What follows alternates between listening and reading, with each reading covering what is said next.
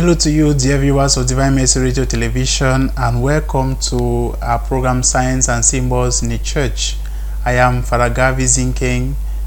I am your host for this program, and we shall be talking to you, shall be sharing with you today insights on signs and symbols of the Crozier. And this is a follow-through to our series on the Bishop's Regalia. In the past editions, we have been talking about the Bishop's Regalia, the Bishop's ornament, or simply put, what the Bishop puts on, what the cardinals, the Pope, and all the prelates of the Church, what they put on as their attire within the liturgy, without or out of the liturgy.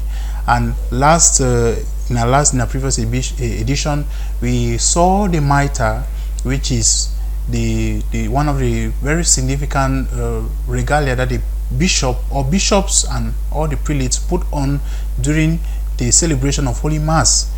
You easily notice that during the celebration, maybe of Mass with so many priests, there is just one person who puts on this cap, call it that way, the mitre. And why is he the only one? It's because he's a bishop. We talked about that last episode, and today we are going to be looking at the Crozier. The Crozier is the staff that the bishop puts on or holds in his arm. And when I was growing up as a young boy, most often our bishops were of age. You see a bishop maybe 70 years. I remember in our days when we were growing up, we saw Bishop Pius Hour of blessed memory, and he was a very old man. So in my head, what I understood the Crozier to be was that stick that the bishop puts on because of his age, because he's too tired, because he cannot walk well, because he's afraid that he will fall. So he had a stick that he had to put on. But is that really what it is? And I'm not surprised that many young boys and girls, many young people still think that maybe that's the reason. Unfortunately for them, unfortunately for most of us, our bishop is a very young, strong, and vibrant bishop who still has all his energy and vitality. But then, why does he hold the staff? Is it because he wants to support himself, like I thought when I was growing up?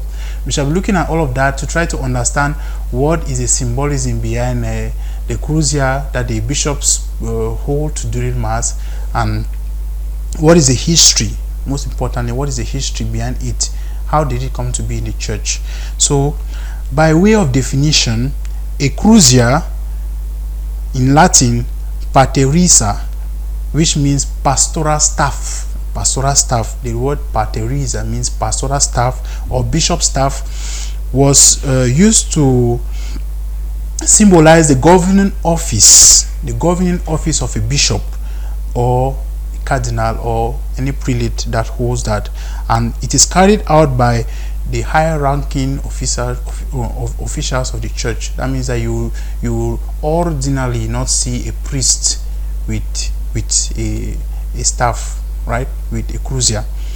In Western Christianity, the usual form has been a shepherd's crook, right? Like what we know from biblical tradition, that all the shepherds, they use a staff. What was the use of that staff? It was mainly used for them to shepherd properly their sheep. And so that is the origin of this staff that we use, that we call the Crozier. So it was curved. It is curved at the top. The top part is curved as a way for him to pull down or to draw to himself any animal that is going astray. We are trying to define it by physically presenting it, how it looks and why it is that way and where it is coming from. And so that is what it is. And with time, the Crozier has been added a small crucifix in the middle. So we have a Crozier which is just a long staff that we can see on the image, with a rounded part of it at the top, with a crucifix in the middle. What is the historical background or the historical context which led to the development and the use of the Crozier? Originally, the Crozier is a staff that ascertains the authority of the prelate that uses it. But then we need to understand that this staff originally came from the Roman culture, you realize that many things that the church takes or uses today comes from either the Roman or the Greek culture. We've taken a lot from them, not necessarily copying from them, but drawing from their tradition, because it is the context in which the church came to exist.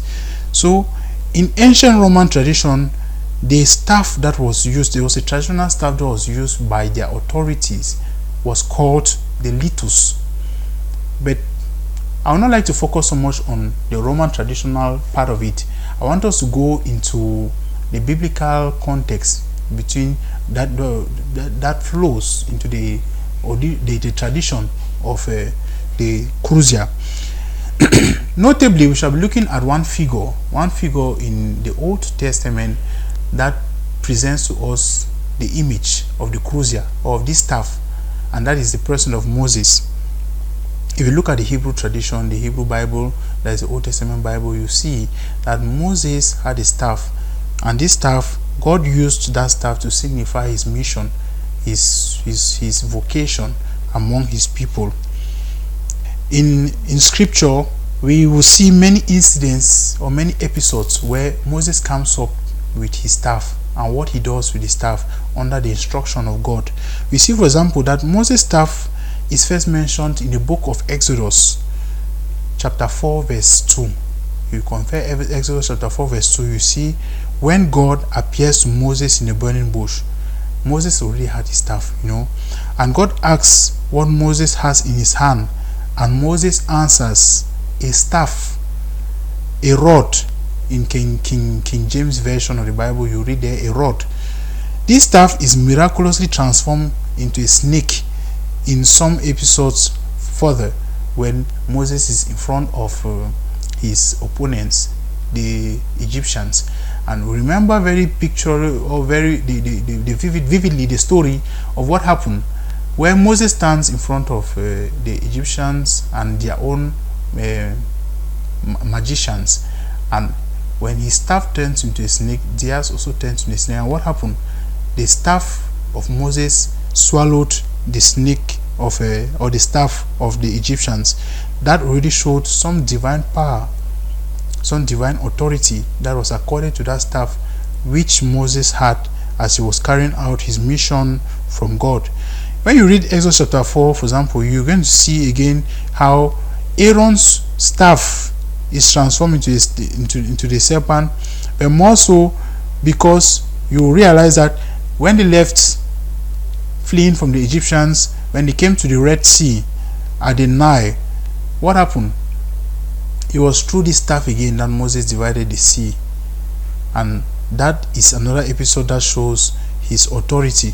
It was with this staff that Moses struck the Nile, which turned into blood, and that is one of the plagues, and that is just another episode. If you go again later on, you are going to see that in the wilderness, when the Egyptians had when the Israelites had no water to drink, it was still with this staff that Moses struck the rock and water gushed out, and that quenched their thirst. If you look again, still in the wilderness, it was with Moses when they rebelled against God and God sent fiery serpents amongst them. Moses fashioned a bronze serpent still with a staff, and whenever they looked at this serpent, they were healed. So that already tells us again another image of what the staff meant to the people, to Moses, and to the role that Moses was playing in their midst. Finally, a very beautiful image that we find again with Moses and the staff is at the battle at Rephidim between the Israelites and the Amalekites. In this battle, we are told that Moses had to hold his staff and his arms outstretched during the battle, and as long as his hands were opened, the Israelites were winning the battle. But the moment his hands came down, then their opponents, the Amalekites, took the upper edge on them. That already tells you again that this staff was God's authority over the people, and it was also a sign of victory. So that already is a very vivid picture of how important or how significant and symbolic the staff was to them. And that is the image that the staff has in the church today. The staff is that figure of authority that the bishop has over his people. Before we proceed into seeing the bishop's staff, let us vividly look at papal crozier. With time, the Pope no longer carried a crozier like the one that the bishops have. It developed into what they call the papal ferula. The papal ferula, from the Latin ferula, which means rod. Ferula means fair. You know, the French have that origin of that word fer, that is iron, rod. So the papal ferula is the pastoral staff used in the Catholic Church by the Pope, and it is a rod with a knob on top surmounted by a cross, like you can see on the image with Pope Francis having his in hand. The Pope does not carry an ordinary crozier like the other bishops carry. It differs from a crozier and is curved a little bit or bent at the top in the style of the shepherd's crook, right? So the first century of the church, popes did carry the crozier, but it was with time that this practice phased out and disappeared. Notably, in the time of Pope Innocent III. Pope Innocent III, around the 13th century, was the one who brought this reform with the nature of the crozier that the Holy Father carries. In the Middle Ages, bishops carried croziers while the Pope carried a papal cross. It was not just the papal ferrari like we have it today. It was first of all the papal cross, and then from there, this papal cross had 3 bars, one more than the 2 bars found on the croziers, which was carried before by the archbishops in procession. So it was with Pope Paul VI recently, just in the year 1965, not too long ago, that the papal ferrari as we have it today came to take its form or its shape. And since that time, Pope Paul VI, since the time of St. Paul VI, the Holy Father's crozier has been curved at the top, which symbolizes his special office, not just as Bishop of Rome, but as Vicar of Christ and as leader of the universal church, right? So we must remember that the staff signifies the bishop's authority in his diocese, and that is why whenever a bishop is celebrating Holy Mass in his diocese, the crozier faces the people of God. He carries it with that rounded part facing the people of God, because he is pastor of that flock, pastor of these people. If he were to celebrate Mass out of his diocesan territory, he celebrates Mass with his crozier, but with that part facing himself, right? And now, the Holy Father, being the Vicar of Christ, being the pastor of the universal church, his is different. His carries the cross of Jesus Christ himself hanging on the crucifix, you know, and that is the shape like you can see on the image, and he carries that facing the whole world because he is the pastor of the universal church. I think that logically that can be understood. Let us round up this session by looking at the symbolism of the crozier in general, not just of the Holy Fathers. We have already signified the symbolism of the Holy Fathers on papal ferula. Now let us look at the symbolism behind of all the croziers. We will be saying here, just like the mitre, that there is one key significance of the crozier. The crozier draws its symbolism from the Good Shepherd, from Christ the Good Shepherd, and that is why we call it Baculus Pastoralis, that is the pastoral staff. And we are trying to say here that every bishop who wears this or who holds this is looking up towards the model of Christ, who is a good shepherd, and he is like the image of that good shepherd to his flock. If you read John, the Gospel of John chapter 10 verse 1 to 21, the discourse on Christ the good shepherd, you get there the identity of Christ himself as the true shepherd, as a good shepherd of his people. And the bishop incarnates, he looks up to Christ himself as the model, as that good shepherd whom he tries to emulate, whom he is to the people. If you look at the translation of the word good in its Greek origin, the original text tells us that word good in Greek is kalos, which means model. That means that the Christ, the good shepherd, if you could say it in Greek, you would say Christ is a model shepherd. And so the bishop stands between his people, in front of his people, or leading his people as the model shepherd. And what does a model shepherd do? If you read scripture, Christ will tell you the model shepherd takes care of his sheep. The model shepherd provides for his sheep, loves his sheep, cares for it, disciplines his sheep so that it does not go astray. So that staff, like some have politically put it, it is used to discipline, but also to draw, to draw the sheep back. Let the sheep not go astray. So that is the work of the shepherd, modeling after Jesus Christ. And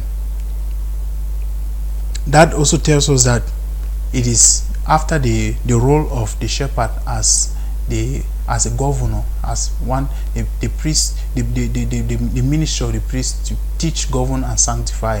The governing aspect of it, the governing role of the bishop, called to govern his people, God called to lead them, called to pastorally care for them. That is the role of the bishop, signified by the Crozier he holds and stands in front of his people. So dear viewers, that was in a bit trying to share with you understanding of the symbolism embedded in the Crozier.